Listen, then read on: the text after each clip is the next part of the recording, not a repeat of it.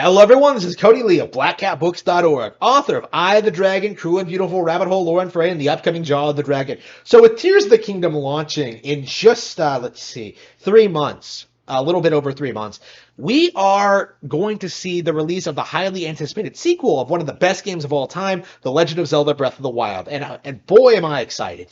I have my copy of Breath of the Wild sitting right in front of me. I think I'm going to fire it up right before I go to bed tonight. But I have, been a big fan of Breath of the Wild since it came out. It's become one of my favorite Zelda games. I really love and appreciate this game.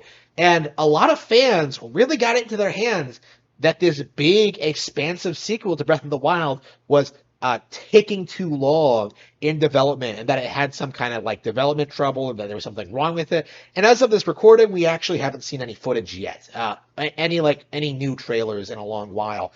However, it's interesting to note the double standard. It's interesting to note that Skyrim, the Elder Scrolls 6 came out in 2011. 6 years before Breath of the Wild, and not only that, there is no word of Skyrim 2. Right? The Elder Scrolls 6 Skyrim 2 is nowhere to be found. Okay, Todd hasn't talked about it. They showed off a logo on screen once. They've done this and they've done that. We know it exists. We always knew it was going to exist. Obviously, Skyrim was going to get a sequel, but as of right now, Skyrim is nowhere to be seen. Nintendo is putting out a sequel to Breath of the Wild, one of their biggest games ever, before Bethesda could even get their sequel off the ground, in spite of having a 6-year head start. Breath of the Wild was built to accommodate people who were impressed by Skyrim's open world and wondered why Zelda couldn't be more like that. And yet, Nintendo took what Bethesda did and made it better in less than 6 years. Nintendo would put out a completely reinvented Zelda in less time than it's taken them to for Bethesda to put out a sequel to the game that influenced Nintendo, right? It has taken forever. And with Starfield looking the way it is, the poor man's No Man's Sky, that's embarrassing to say. Even No Man's Sky seems to have had more hype than Starfield at this point.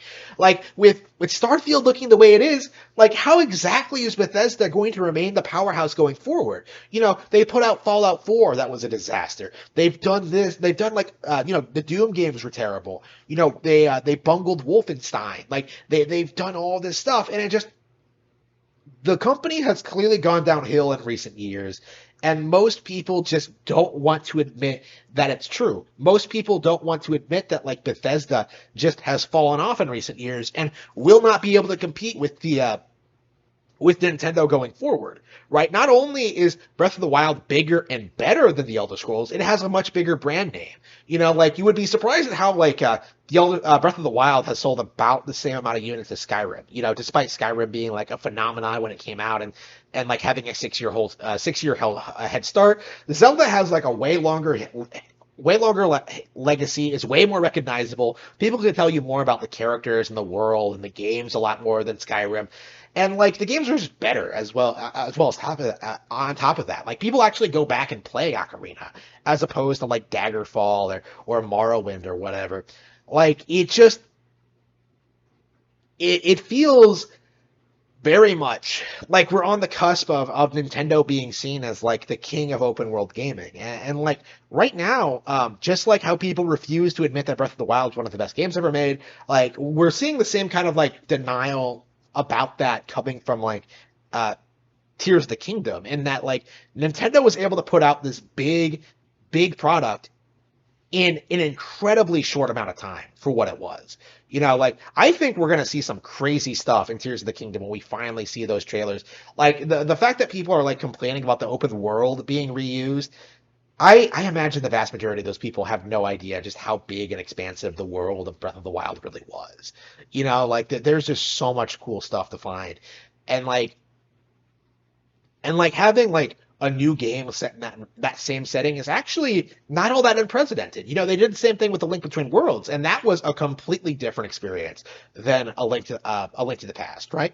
It's not even a concept that they haven't done before. It's the same kind of thing, and yet you really have all this unwarranted skepticism towards this product that is really just going to fall flat on its face once we finally get it in our hands and we finally get to experience Tears of the Kingdom for the first time on our Nintendo Switches. Like, this is going to be a phenomenal release. And I'm just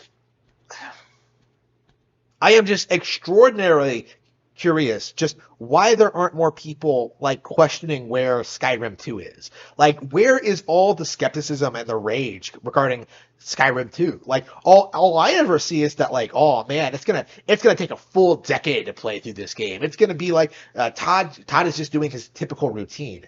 Like, there hasn't been anything concrete on the game at all. Meanwhile, with Tears of the Kingdom, we have a hard release date, like, not all that long from now. Like, how exactly is Bethesda or any other fantasy open world RPG creator, for that matter, supposed to compete with this? Elden Ring was a flash in the pan that isn't going to, like, pan out well at all. I expect Armored Core 6 to be a bomb, by the way. How exactly are these other inferior companies meant to compete with Nintendo? It just isn't going to happen.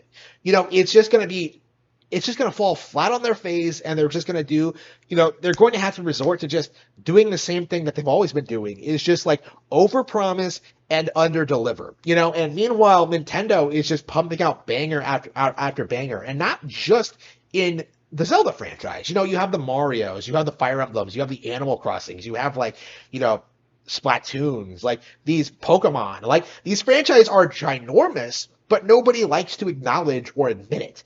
People are still pretending that ARMS failed, for example, when that actually did better than any new fighting game IP in ever, I would say. Like, ARMS is just did fantastically well, and nobody wants to admit it. And like, it's far from the biggest game Nintendo has to offer. Like, there's just so much we can expect to see going forward, that when that Nintendo Direct finally drops, hopefully in the next couple of weeks. There's so much we can expect to see from Tears of the Kingdom, but what I will tell you is what I 100% expect to not see.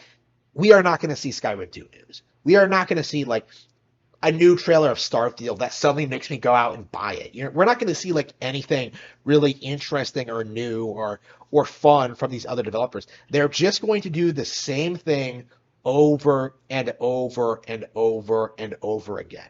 Forspoken, was the first big release of the year, and it completely bombed. Okay, it was a complete disaster. Dead Space remake. A lot of people are hyping that up, but like, it's just a remake of a mediocre horror game from, like, the mid 2000s. Nobody cares. Last year we had a number of bombs. Stuff like the Callisto Protocol and, like, Babylon's Fall, like Final Fantasy Strangers of Paradise. Like, there's all these things that just are just culminating in the same thing. Like, all these companies are converging on the single point. But the reality is that, like, none of these companies, none of them can compete with what Nintendo is doing. None of them are producing their own hardware. None of them have a multitude of first-party IPs that they develop internally that sell, like, over 10 million units that can be pumped out, like, every couple of years. None of them have, like, a brand as strong as Nintendo's. None of them have, like, the ability to, like, innovate and do new things. They haven't done that in years. All they've been doing is coasting off games, IPs, franchises that they established in the mid-90s on Nintendo hardware. That is absolutely pathetic. That is absurd. Bethesda hasn't done anything of value in decades. Okay, Skyrim was pure shit. Okay, I hated that game when it came out. Hated how everyone obsessed over it. Hated how they, like, attacked Skyward Sword. The last great Zelda game of my childhood. I love Skyward Sword. And to see it, like, put down in favor of, like, hyping up this open world game, no. Absolutely disgusting. Skyward Sword was great. Breath of the Wild stomped all over Skyrim. And it will be remembered, I think, as, like, the Bethesda killer, I would say. Like, this was the game in which, like, Nintendo really, really proved that they're better than Bethesda, that they're better than Xbox, that they're better than PlayStation, better than Skyrim, better than Horizon Zero Dawn. Nothing that these companies threw out against it could even put a dent in what they were doing with Breath of the Wild. And that trend is absolutely going to continue with Tears of the Kingdom on March 12th, 2023. I cannot wait to see it.